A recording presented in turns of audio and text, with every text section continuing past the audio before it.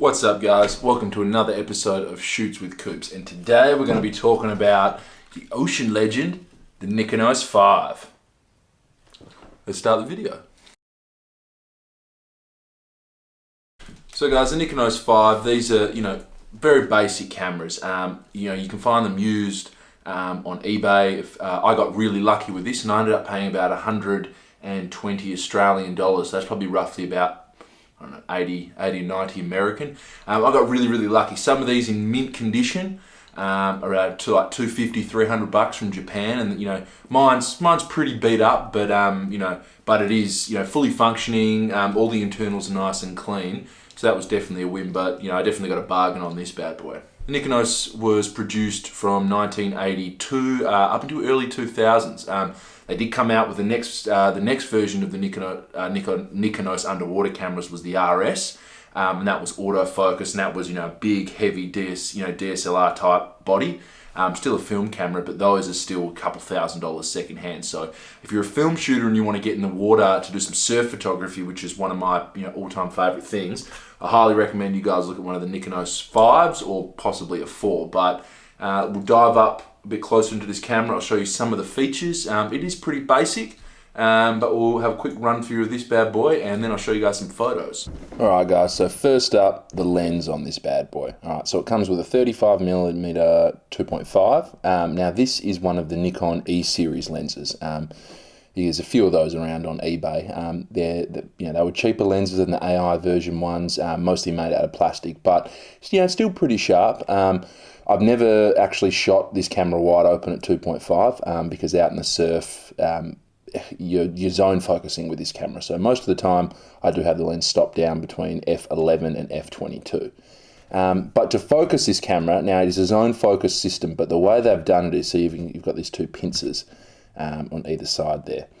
The way they've done it, it is relatively simple. Now I suggest at least a 400 speed film when you're out in the water, because with the way the zone focusing works, obviously it's zone focusing, but when you look through the viewfinder, all you can see is the frame lines, as you can just see them there. All you see is the frame lines. I mean, it's not an SLR. You don't actually get to see what you're shooting.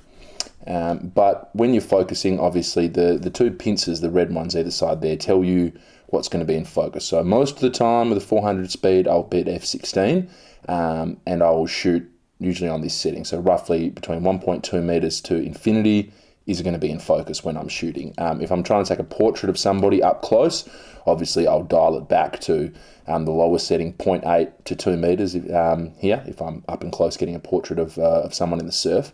But when you stop the lens down, when you open it wide up, see how the pincers get a lot smaller. So obviously it's a much narrower focus field. So you're going to want to be, especially if you're the first few times using this camera, you're going to want to be at f11, 16 or 22, just so you can make sure that everything is going to be in focus while you're shooting.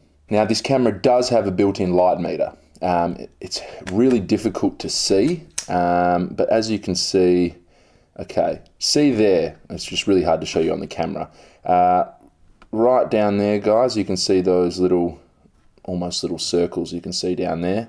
Now they illuminate, obviously the far left is a thousandth of a second, and then all the way down to the slowest shutter speed of 30th down on the other side. So they do, can be a bit difficult to see, but you do get used to it once you start shooting with the camera. Most of the time, personally, I do leave this camera on Aperture Priority mode because it has one. And it definitely makes it, real easy in the surf because, you're either swimming around or I'm either on my surfboard floating around. So having to check the light meter all the time, can be a little bit cumbersome, especially because it's a bit difficult to see when you're bobbing around in the surf on top of that. So I usually leave it on Aperture Priority mode. And then, as I said, if you're shooting at least a 400 speed film, everything, you just use your rangefinder, use the pincers to make sure you've got your focus distances set and you're right to go.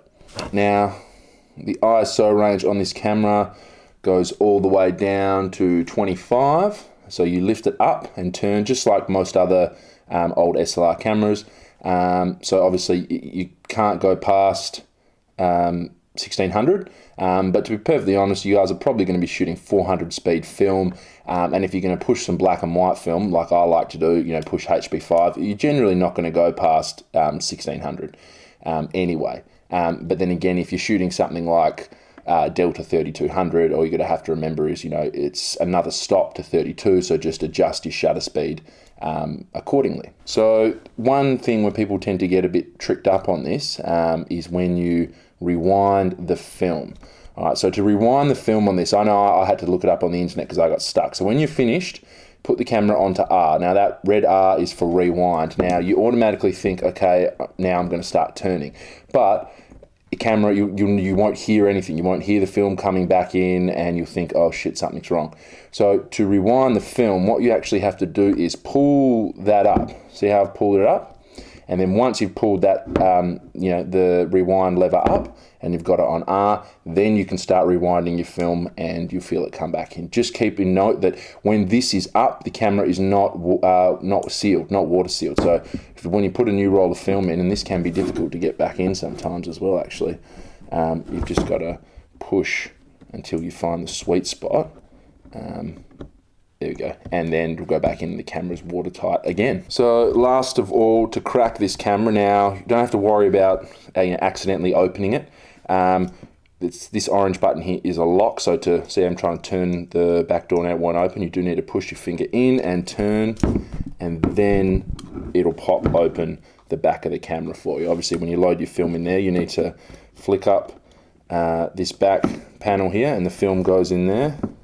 And you can see the shutter there, and then load your film in the take-up spool, and then you're away. And all you do is just close it again, and it locks itself, and that clicks back out, and you're good to go. Now, one really last important thing, do not forget, guys, because it is a water camera, is you need to grease those O-rings. So this is just some silicone dive grease that I picked up for $5 at a dive shop, because every camera store I seem to go to in Perth, they never have any of this stuff in stock. So if you're struggling to find it, just go to a dive store. These guys always have this sort of stuff. So remember, before you're going to go in the water, you only need to do this, you only need to re-grease it a few times, but remember the battery door down there, all right, you need to put some grease on the O-ring for that. Also the lens, when that comes off, now the lens, you think it's a bit flimsy because it doesn't really lock and there's no release button. All you do is turn it and the lens pops out, all right? But you just got to remember to grease up the O-rings. Like you can see some of the grease I've still got on mine there. And then all you do is line it up with it goes in this way, so the two levers. It doesn't matter which side you do it as long as they're facing up, and then twist. And you see how it's got a bit of play there? Don't worry about it. I've been in some, been dumped by a few waves with this camera, and as long as you've greased up those O-rings, you're sweet. Likewise, you need to remember to grease up the O-rings on the back door. All right, so you've got the O-rings that run all around the outside there. Don't forget to grease those up as well. All right, there you go, guys, the Nikonos 5. So now we'll jump to the computer and I'll show you guys some of the photos I've taken with this bad boy.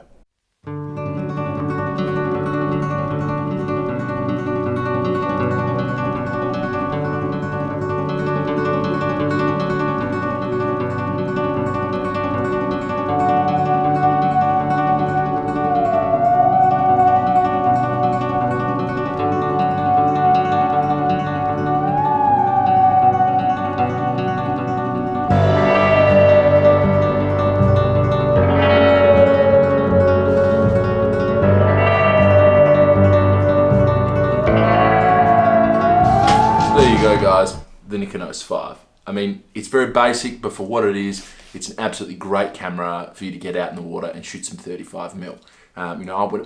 If I take this out while I'm surfing, have a crappy piece of rope and I have the camera tied in, pretty tight like this, and big guys paddle up to me and they go, "What's that, man?" I'm like, "Oh, it's it's a film camera." They're like, "Oh, really?" And I say, "Go take your portrait."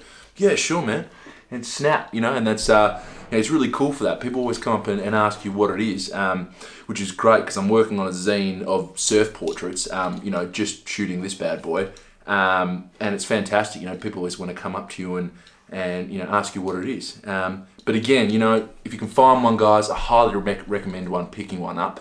The amount of fun you can have with this, even if it's just in the water with your friends, or if you want to try some some kind of really modelly portrait shoots with 35mm in the water, it's just a lot of fun for not a lot of money. So thanks for tuning in to another episode of Shoots with Coops, guys. Until next time, happy shooting.